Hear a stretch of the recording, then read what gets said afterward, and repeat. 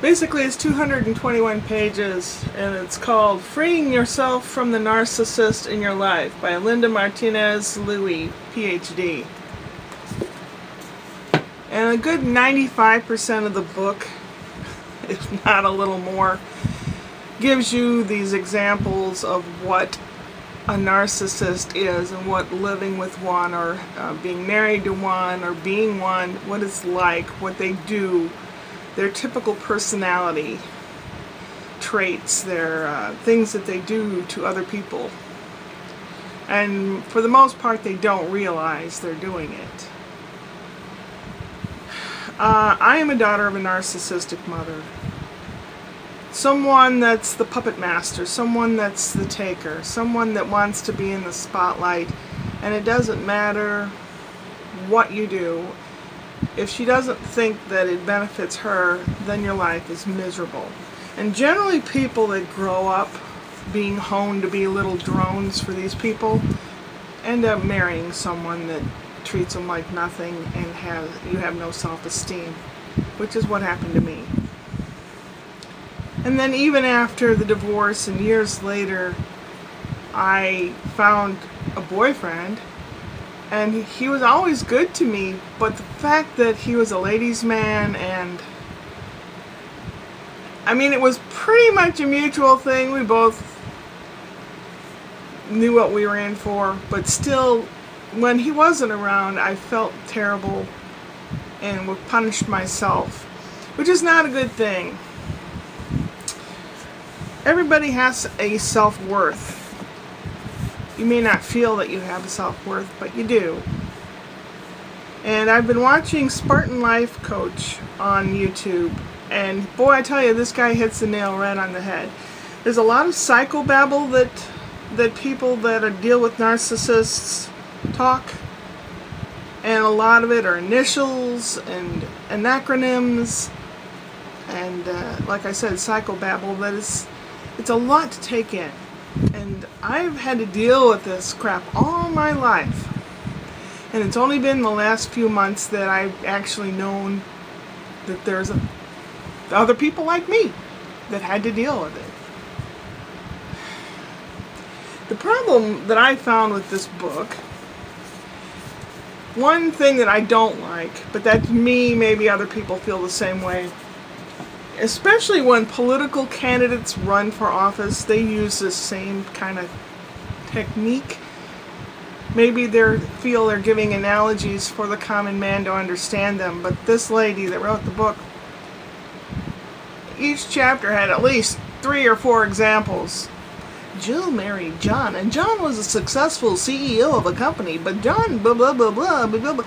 It's like the politician saying, well, I met this plumber named Joe who had this family and he could barely... It's like all these examples. It's like, okay, I get it. But I didn't skip ahead to the end because I felt that I should read the thing in its entirety. Because that's what's important when you're reading something, because somewhere in the middle might be something that you need to know later. So I did not skip ahead to the end. I could have in this book, but I didn't. But by the time I got to the last chapter, I was just starving for the resolution. Basically, this author pinpoints Eastern methodology and meditation. But the nice thing that she does do is she tells you how to meditate. Most people will say, oh, sit there, empty your mind, do this, do that, do that. And then it's like, I can't do it. She does explain the method of how to meditate pretty well, which kudos to her for that. Because now I feel that I can actually do it. I've wanted to do it, and I know other people that do meditate, but it's like, how do you do it? How do you empty out a mind that has 10,000 things bouncing around in it all the time? Because that's the way I am.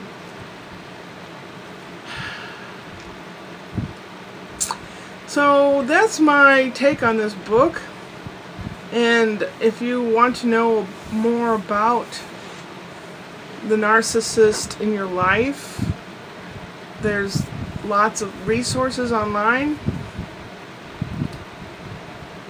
And hopefully, if you really need help, that you can either find someone that you can speak with, a life coach, which I didn't know what they dealt with. I thought, oh, it's just some guy talking to someone else and making money off of them. No. If you know your stuff, you can really help someone. And I know another life coach in Los Angeles, but I'm not sure what all she deals with. But I didn't know what it was until I started watching Spartan Life Coach. This guy explains things the way I would. And he's very, very good at explaining things. And there's so many facets that come flying at me that I don't quite, my brain can't wrap around it. Like there's CPTSD.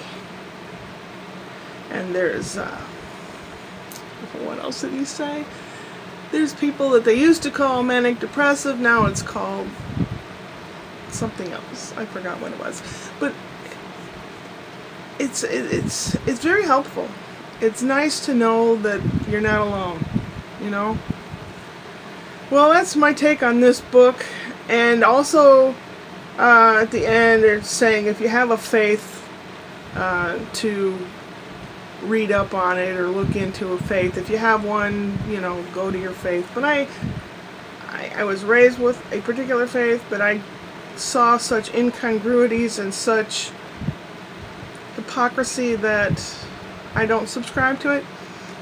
But it did leave me. I do have a whole lot of different religious materials, because when I was a little kid, my dad went to someone that he worked with's house to work on his electronic stuff, and I went with. And this guy had a separate bedroom in his house set up as like an office with all this different religious material in there, because he wanted to know what the difference was between this religion and that religion. I found that very interesting. It's like a cultural, what makes us the way we are. So I have a couple different books, and I was looking at them last night, and there are some questions that I have that I will have to go to a person of that faith and ask, because they're not specific, yet people claim to have all this knowledge from this small writing that's not specific. Here I am driveling on, and I don't mean to. It's already 7 minutes. Oh, gosh. That's it for today. Upward and onward.